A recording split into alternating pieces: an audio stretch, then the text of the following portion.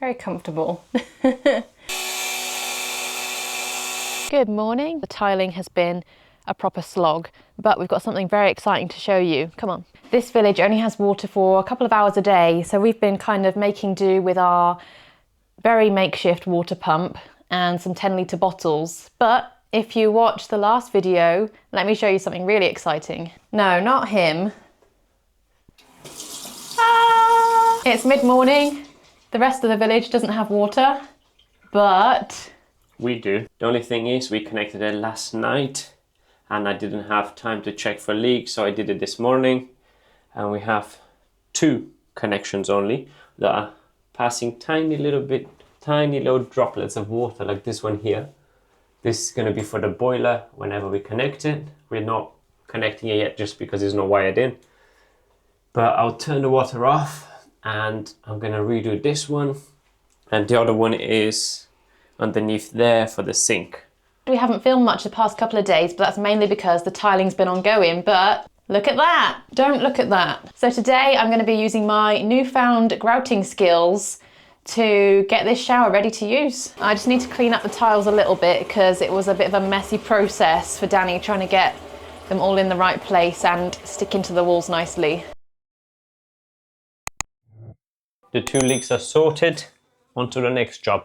Next thing on our list of to-do jobs that never seem to end is this area here. This is like a little glazed area in front of the room. That's where the water setup was, as you've seen in the videos. And now we think to clear all of this junk here, including loads of pairs of John's shoes, maybe put a little shoe rack here, but more importantly, that's where our compost toilet is going to go. Now, we didn't want to put it inside because we'd never used a compost toilet before and we didn't know if it's going to smell. We read that it doesn't, but we were a bit skeptical about it, so we didn't want the toilet inside. So we always thought we're going to have the compost toilet somewhere else. And this seems like a perfect place for it. So we've been using the compost toilet in the barn for about a month now, and there is actually no smell whatsoever, but now we haven't accounted for space inside. But as it's sheltered here and it's still not too far to go, like if you need to go in the middle of the night, we're going to do it here. More about the composting toilet a bit later on, but now I'm going to start clearing all that stuff.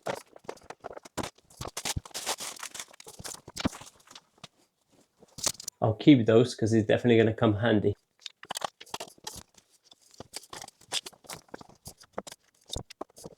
I've gone around, cleaned all the tiles and got as much of the tile adhesive off as I can from around the edges.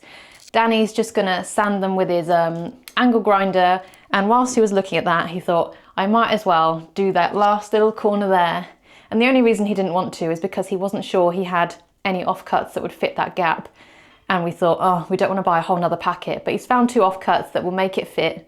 So he's gonna stick them now, and then the grouting can wait because then it's all dry and can all be grouted at once.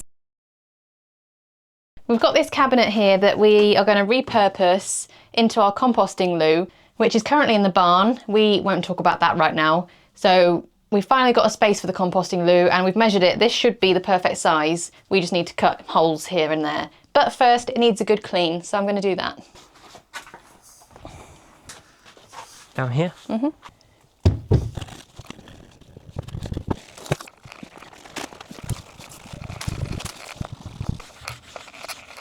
Change the tactic. Dani thought, oh, let me get the heat gun out and see if I can get that green paint off. And that seems to be working quite well. So maybe we'll just scrape all that green paint off and just have it au naturel.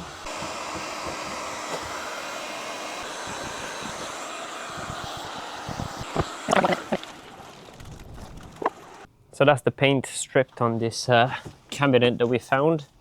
We've got our toilet seat. I'm just gonna trace it, position where we want, roughly here. And I'm just gonna outline it. And then we're gonna cut it out.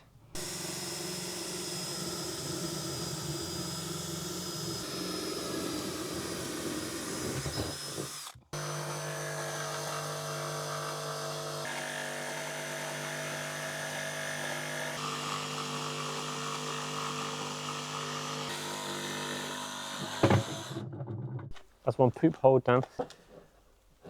I feel like that needs to be like all the way here.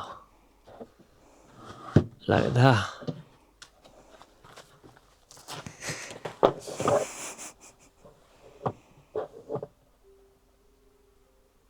Right, so we've cut the hole for the toilet.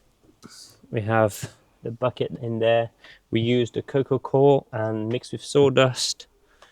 So that's in there. We're just measuring where we're going to put the funnel, because if you haven't used composting toilet, the key thing is to separate the solids from the liquids, and then there's no odor whatsoever. So solids go in the bucket with the cocoa coir and the sawdust, and that gets put into a bin, and the plan is to do a human manure for flowers and for trees.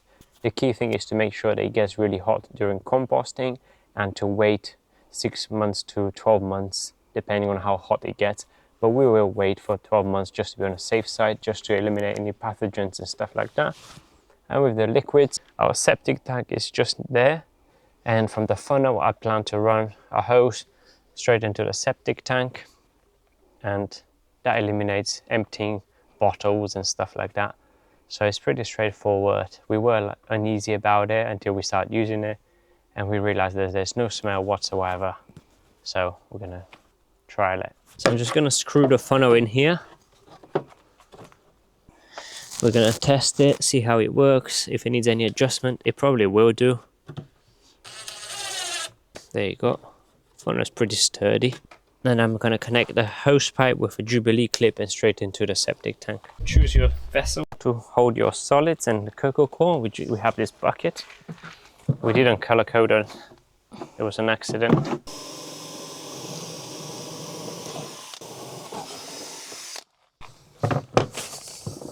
Very comfortable. So that's the toilet put together. I can't touch the floor. That's the toilet put together with our solids and liquids separation bit. We now need to figure out how we're going to get it from the funnel into that other funnel over there. We saw a video where, to stop smells coming back up the pipe, they've used a ping pong ball because it floats, but you can also either flush it with some water or spray it with vinegar. Unlike other composting toilets, our liquids are not going to be sat in a container. It's hopefully going to be moving into the cesspit. So that's the plan anyway. Of course, no toilet setup is complete without a squatty potty. And if you don't know what that is, look it up. Thank me later. Didn't have Jubilee clip big enough, so I used a little bit of wire. You know, trying to be more resourceful, homestead-like and all that.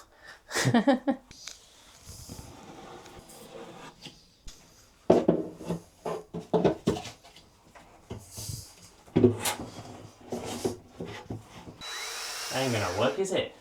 Change your plan. Just snap my drill bit, so try my new favorite tool.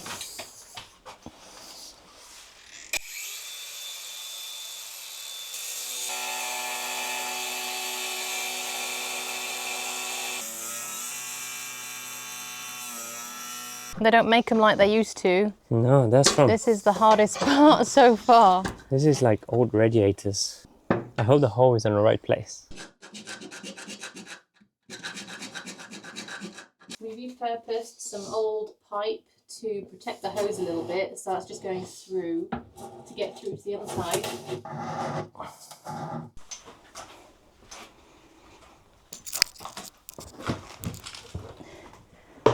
Well, that's our compost toilet setup all done.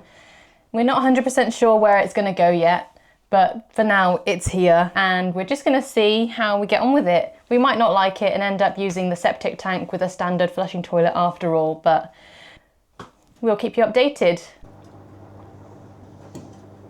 I'm not going to get bored of that. You take running water for granted way too much when you have it. When you don't have it, it's actually so hard. So this is amazing. Anyway, we are getting there with our little living arrangements, and I can't believe how far we've come, but we're not quite there yet. So join us again next time for more DIY shenanigans.